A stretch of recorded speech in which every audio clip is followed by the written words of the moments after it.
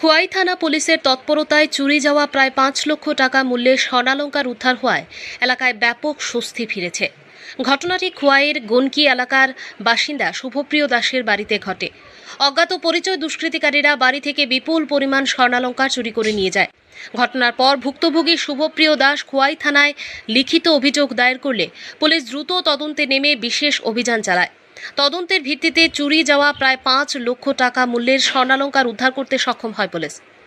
খোয়াই থানার ওসি কৃষ্ণধন সরকার জানান, এই ঘটনায় তদন্ত এখনও অব্যাহত রয়েছে। চুরির সঙ্গে জড়িত পুরো চক্রকে চিহ্নিত করতে পুলিশ কাজ করছে এবং কারা কারা এই অপরাধে জড়িত রয়েছে তা খতিয়ে দেখা হচ্ছে। পাশাপাশি অভিযুক্তদের গ্রেপ্তারের লক্ষ্যে পুলিশের অভিযানও জোরদার করা হয়েছে। খোয়াই প্রতিনিধির রিপোর্ট, প্রতিদিন ত্রিপুরা।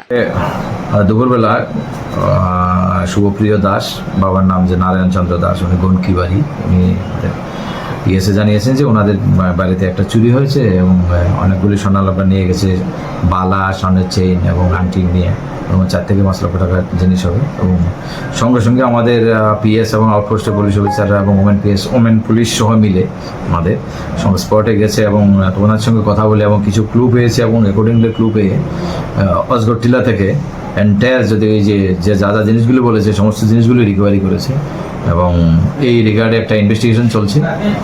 আর এগুলির মার্কেট ভ্যালু অ্যাপ্রক্স 4 to 5